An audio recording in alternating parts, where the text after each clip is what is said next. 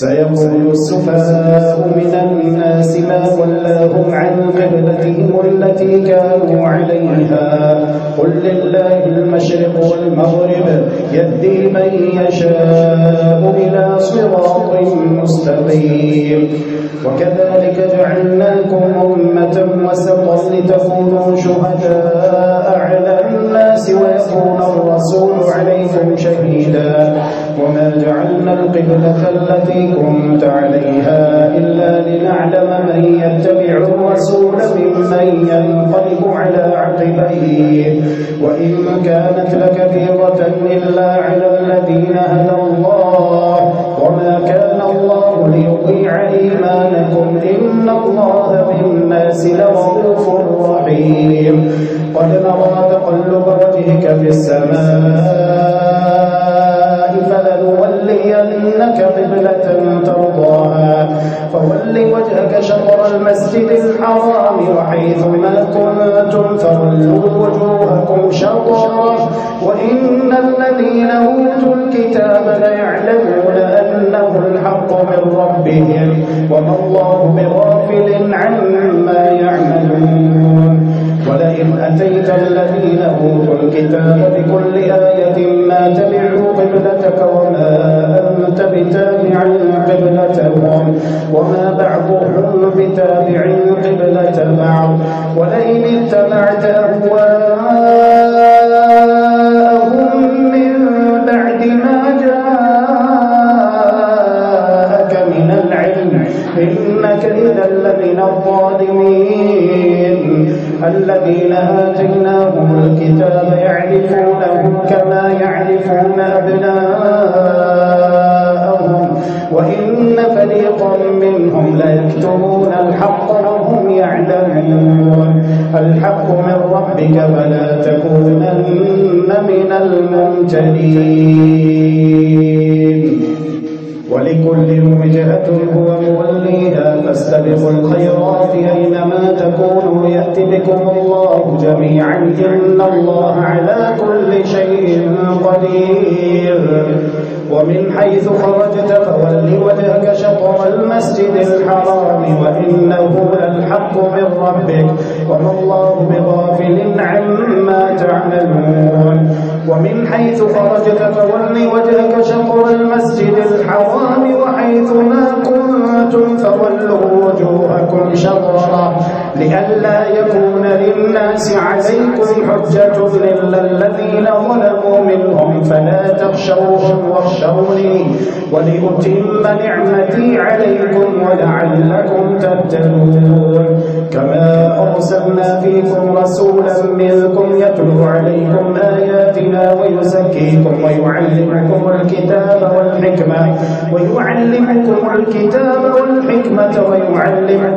ما لم تكونوا تعلمون فاذكروني أذكركم واشكروا لي ولا تكفرون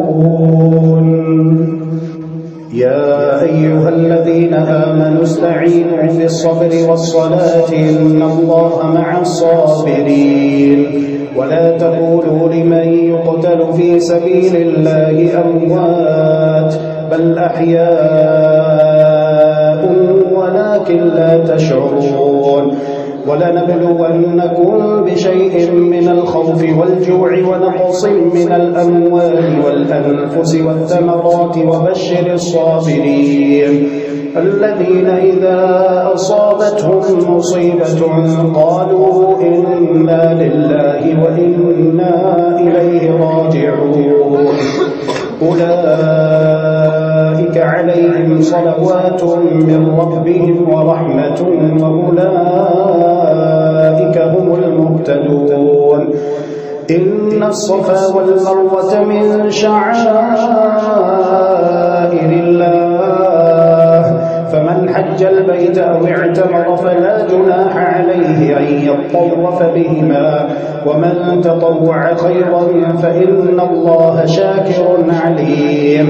إن الذين يكتمون ما أنزلنا من البينات والهدى من بعد ما بيناه للناس في الكتاب أولئك يلعنون يلعنهم الله ويلعنهم اللاعنون إلا الذين تابوا وأصلحوا وبينوا فأولئك أتوب عليهم وأنا التواب الرحيم إن الذين كفروا وماتوا وهم كفار أولئك عليهم لعنة الله والملائكة والناس أجمعين خالدين فيها لا يخفف عنهم العذاب ولا هم ينظرون وإلهكم إله واحد لا إله إلا هو الرحمن الرحيم إن في خلق السماوات والأرض واختلاف الليل والنهار والفلك التي تجري في البحر بما ينفع الناس وما أنزل الله من السماء من ماء فأحيا به الأرض بعد موتها وبث فيها من كل دابة وتصريف الرياح والسحاب المسخر بين السماء والأرض لآيات لقوم يعقلون ومن الناس من يتخذ من دون الله أندادا يحبونهم كحب الله والذين آمنوا أشد حبا لله ولو يرى الذين ظلموا إذ يرون العذاب أن القوة لله جميعا وأن الله شديد العذاب إذ تبرأ الذين اتبعوا من الذين اتبعوا ورأوا العذاب وتقطعت بهم الأسباب وقال الذين اتبعوا لو أن لنا كرة فنتبرأ منهم كما تبرأوا منا كذلك يريهم الله أعمالهم حسرات عليهم وما هم بخارجين من النار يا أيها الناس كلوا مما في الأرض حلالا طيبا ولا تتبعوا خطوات الشيطان إنه لكم عدو مبين إنما يأمركم بالسوء والفحشاء وأن تقولوا على الله ما لا تعلمون وإذا قيل لهم اتبعوا ما أنزل الله قالوا بل نتبع ما ألفينا عليه آباءنا أولو كان آباؤهم لا يعقلون شيئا ولا يهتدون ومثل الذين كفروا كمثل الذي ينعق بما لا يسمع إلا دعاء ونداء صم بكم عمي فهم لا يعقلون يا أيها الذين آمنوا كلوا من طيبات ما رزقناكم واشكروا لله إن كنتم إياه تعبدون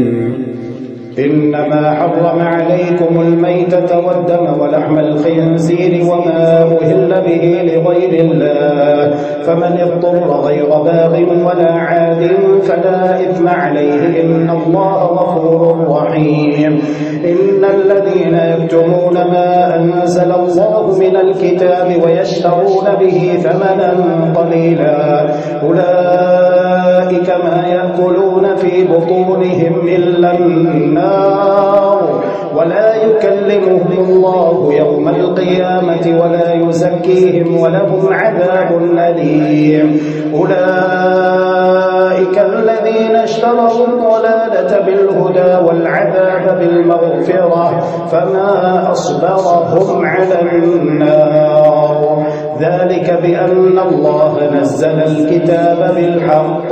وإن الذين اختلفوا في الكتاب لفي شقاق بعيد ليس البر أن تولوا وجوهكم قبل المشرق والمغرب ولكن البر من آمن بالله واليوم الآخر والملائكة والكتاب والنبيين وآتى المال على حبه ذوي القربى واليتامى والمساكين وابن السبيل والسائلين وفي الرقاب التراب وأقام الصلاة وآتى الزكاة والموفون بعهدهم إذا عاهدوا والصابرين في البأساء والضراء وحين البأس أولئك الذين صدقوا وأولئك هم المتقون. يا أيها الذين آمنوا كتب عليكم القصاص في القتلى الحر بالحر والعبد بالعبد والأنثى بالأنثى فمن عفي له من أخيه شيء فاتباع بالمعروف وأداء إليه بإحسان ذلك تخفيف من ربكم ورحمة فمن اعتدى بعد ذلك فله عذاب أليم. ولكم في القصاص حياة يا أولي الألباب لعلكم تتقون. كتب عليكم إذا حضر أحدكم الموت إن ترك خيرا الوصية للوالدين والأقربين بالمعروف حقا على المتقين فمن بدله بعدما سمعه فإنما إثمه على الذين يبدلونه إن الله سميع عليم. فمن خاف من موص جنفا أو إثما فأصلح بينهم فلا إثم عليه إن الله غفور رحيم. يا أيها الذين آمنوا كتب عليكم الصيام كما كتب على الذين من قبلكم لعلكم تتقون أياما معدودات فمن كان منكم مريضا أو على سفر فعدة من أيام أخر وعلى الذين يطيقونه فدية طعام مسكين فمن تطوع خيرا فهو خير له وأن تصوموا خير لكم إن كنتم تعلمون. شهر رمضان الذي أنزل فيه القرآن هدى للناس وبينات من الهدى والفرقان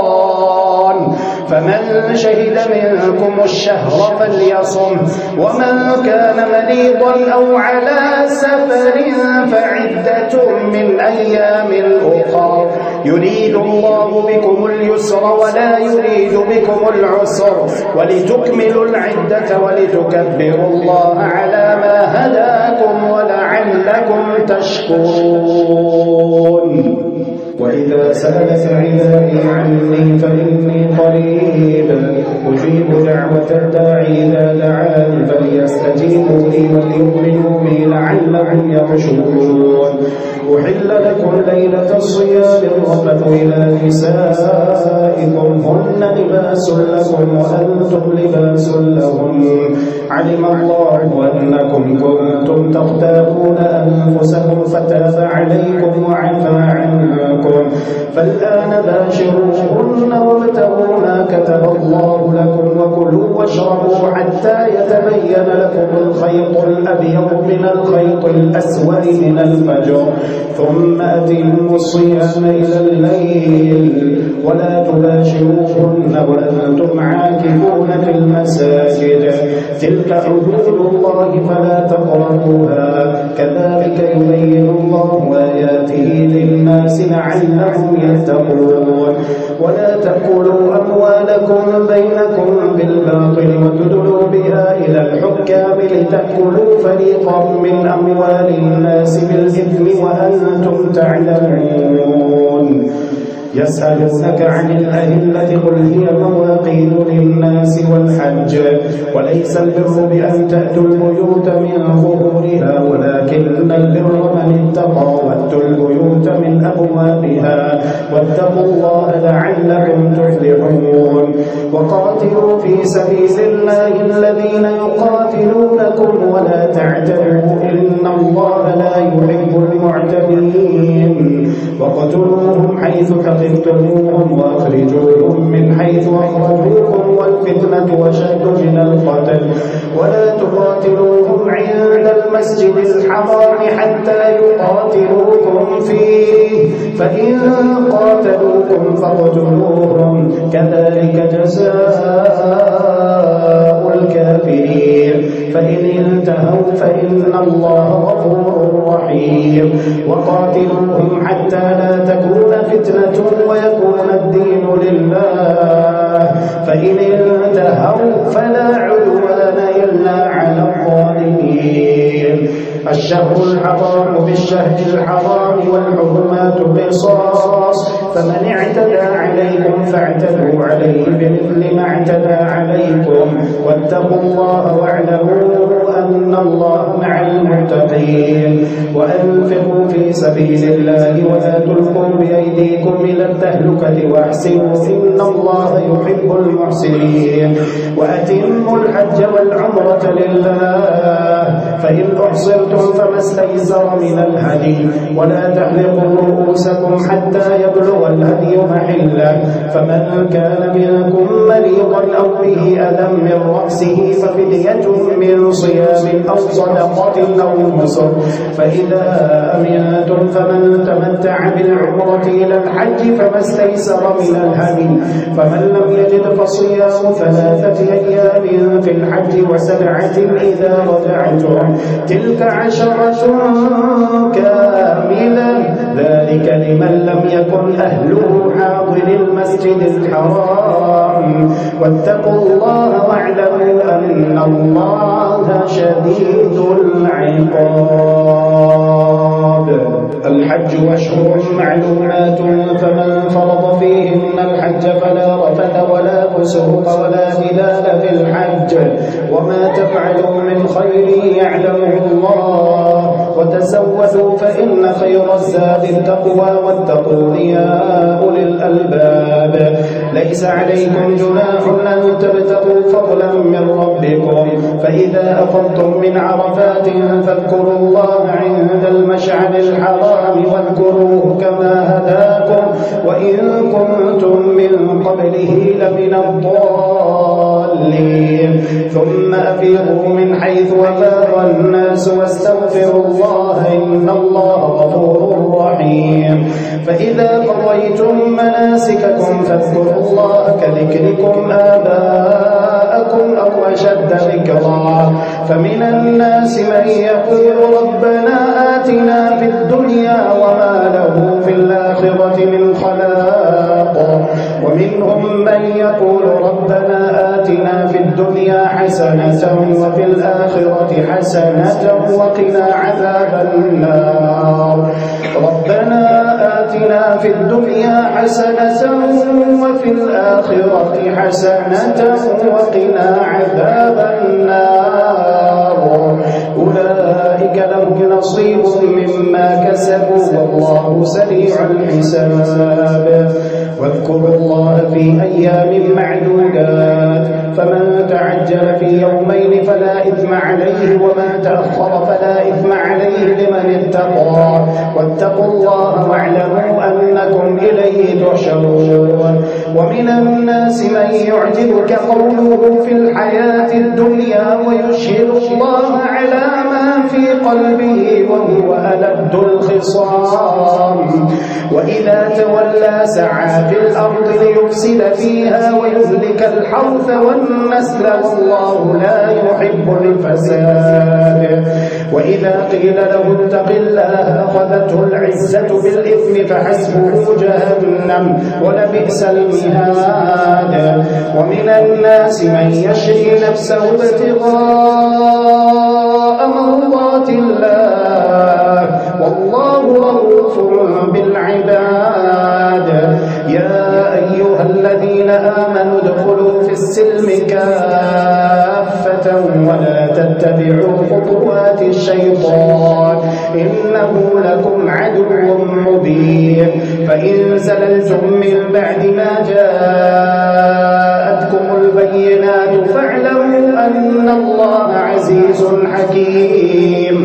هل ينظرون إلا أن يأتيهم الله في ظلل من الغمام والملائكة وقضي الأمر وإلى الله ترجع الأمور سل بني إسرائيل كم آتيناهم من آية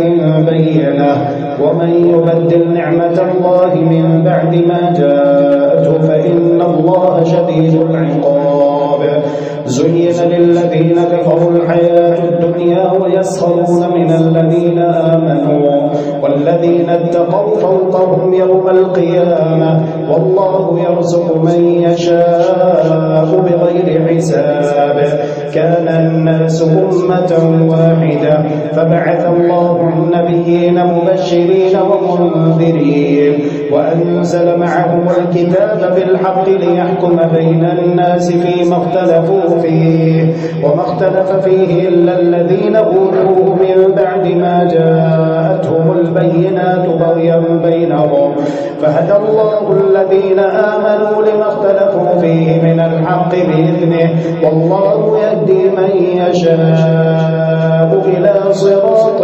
مستقيم أم حسبتم أن تدخلوا الجنة ولما يأتكم مثل الذين خلوا من قبلكم مستهم البأساء والضراء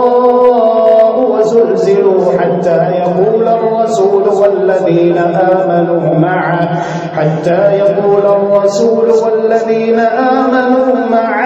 متى نصر الله ألا إن نصر الله قريب يسألونك ماذا ينفقون قل ما أنفقتم من خير فللوالدين والأقربين واليتامى والمساكين وابن السبيل وما تفعلوا من خير فإن الله به عليم كتب عليكم القتال وهو كره لكم وعسى أن تكرهوا شيئا وهو خير لكم وعسى أن تحبوا شيئا وهو شر لكم والله يعلم وأنتم لا تعلمون يسألونك عن الشهر الحرام قتال فيه قل قتال فيه كبير وصد عن سبيل الله وكفر به والمسجد الحرام وإخراج أهله منه أكبر عند الله والفتنة أكبر من القتل ولا يزالون يقاتلونكم حتى يردوكم عن دينكم إن استطاعوا ومن يرتد منكم عن دينه فيمت وهو كافر فأولئك حبطت أعمالهم في الدنيا والآخرة وأولئك أصحاب النار هم فيها خالدون إن الذين آمنوا والذين هاجروا وجاهدوا في سبيل الله أولئك يرجون رحمة الله والله غفور رحيم يسألونك عن الخمر والميسر قل فيهما إثم كبير ومنافع للناس وإثمهما أكبر من نفعهما ويسألونك ماذا ينفقون قل العفو كذلك يبين الله لكم الآيات لعلكم تتفكرون في الدنيا والآخرة ويسألونك عن اليتامى قل إصلاح لهم خير وإن تخالطوهم فإخوانكم والله يعلم المفسد من المصلح ولو شاء الله لأعنتكم إن الله عزيز حكيم ولا تنكحوا المشركات حتى يؤمن ولأمة مؤمنة خير من مشركة ولو أعجبتكم ولا تنكحوا المشركين حتى يؤمنوا ولعبد مؤمن خير من مشرك ولو أعجبكم أولئك يدعون إلى النار والله يدعو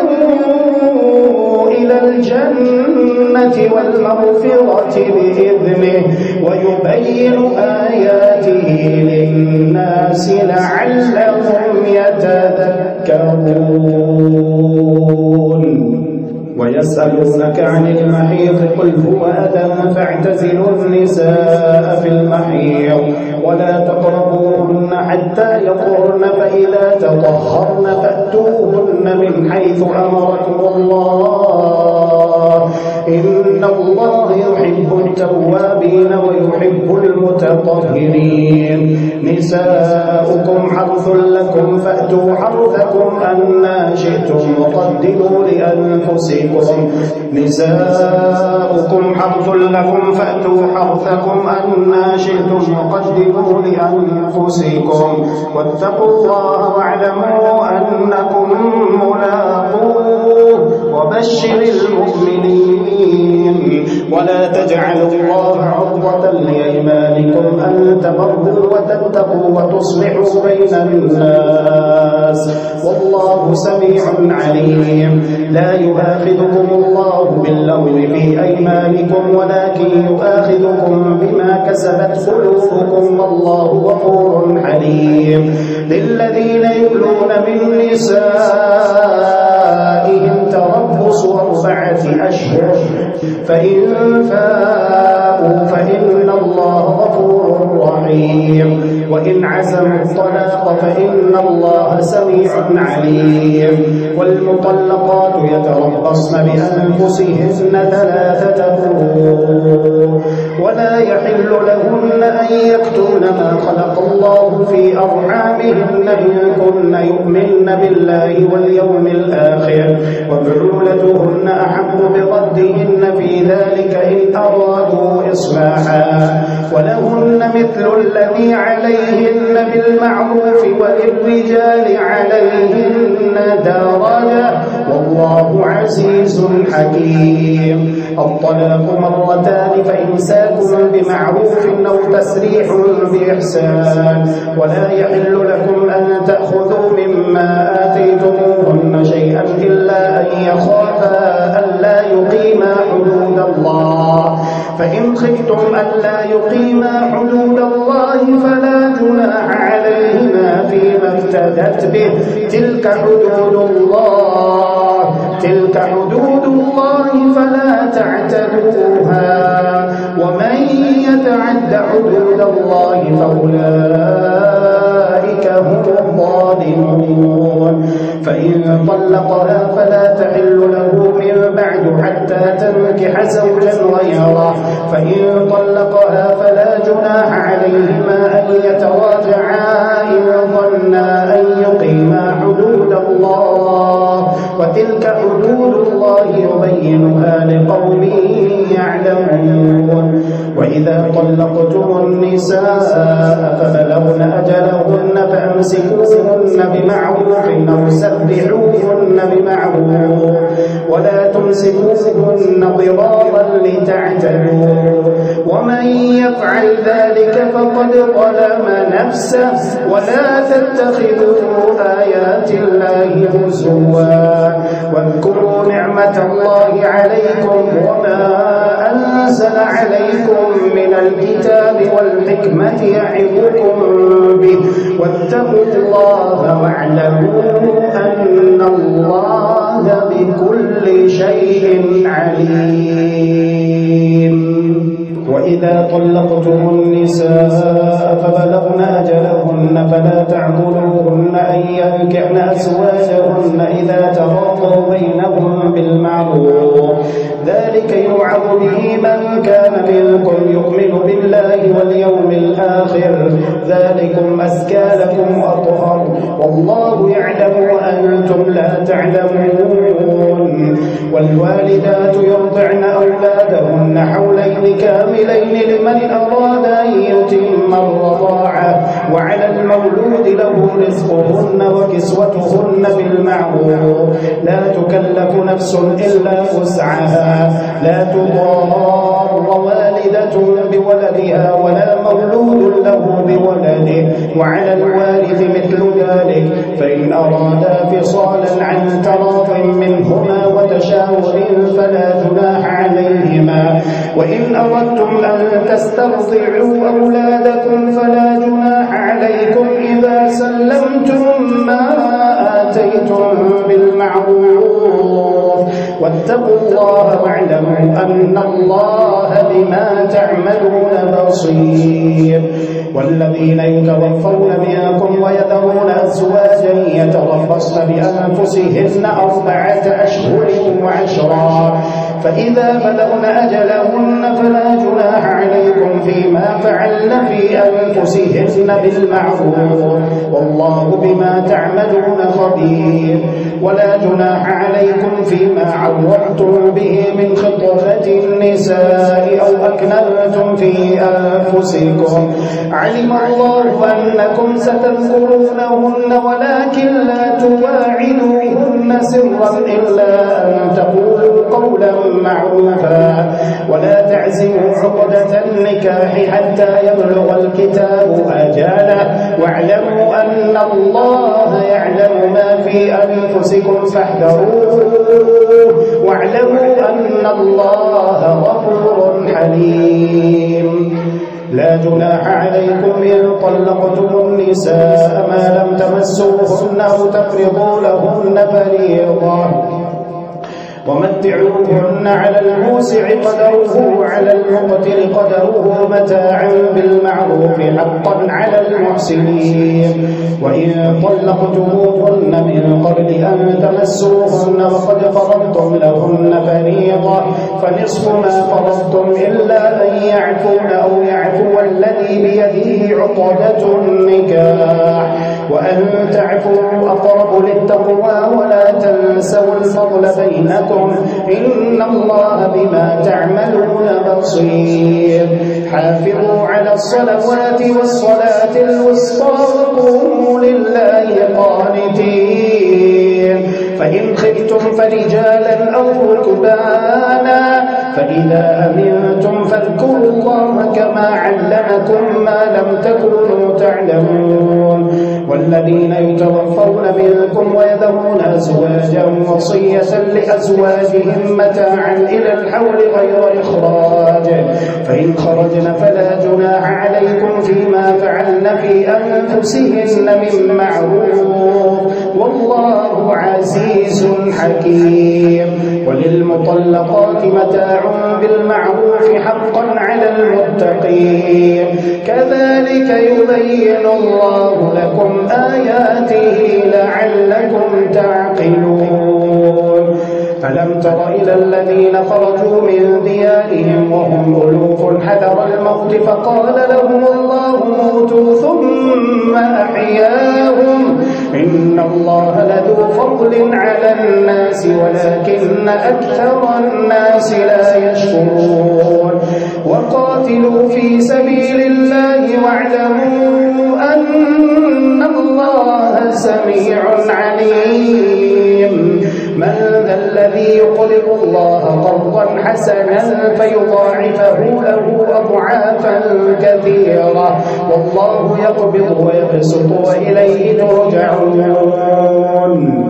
ألم تر إلى الملأ من بني إسرائيل من بعد موسى إذ قالوا لنبي له ابعث لنا ملكا نقاتل في سبيل الله قال هل عسيتم إن كتب عليكم القتال ألا تقاتلوا قالوا وما لنا ألا نقاتل في سبيل الله وقد أخرجنا من ديارنا وأبنائنا فلما كتب عليهم القتال تولوا إلا قليلا منهم والله عليم بالظالمين. وقال لهم نبيهم إن الله قد بعث لكم طالوت ملكا وقال لهم نبيهم إن الله قد بعث لكم طالوت ملكا قالوا أنى يكون له الملك علينا ونحن أحق بالملك منه ولم يؤت سعة من المال قال إن الله اصطفاه عليكم وزاده بسطة في العلم والجسم والله يؤتي ملكه من يشاء والله واسع عليم. وقال لهم نبيهم إن آية ملكه أن يأتيكم يأتكم التابوت فيه سكينة من ربكم وبقية مما ترك آل موسى وآل هارون تحمله الملائكة إن في ذلك لآية لكم إن كنتم مؤمنين فلما فصل طالوت بالجنود قال إن الله مبتليكم بنهر فمن شرب منه فليس مني ومن لم يطعمه فإنه مني إلا من اغترف غرفة بيده فشربوا منه إلا قليلا منهم فلما جاوزه هو والذين آمنوا معه قالوا لا طاقة لنا اليوم بجالوت وجنوده قال الذين يظنون أنهم ملاقو الله كم من فئة قليلة غلبت فئة كثيرة بإذن الله والله مع الصابرين ولما برزوا لجالوت وجنوده قالوا ربنا أفرغ علينا صبرا وثبت أقدامنا وانصرنا على القوم الكافرين فهزموهم بإذن الله وقتل داود جالوت وآتاه الله الملك والحكمة وعلمه مما يشاء ولولا دفع الله الناس بعضهم ببعض لفسدت الأرض ولكن الله ذو فضل على العالمين تلك آيات الله نتلوها عليك بالحق وإنك لمن المرسلين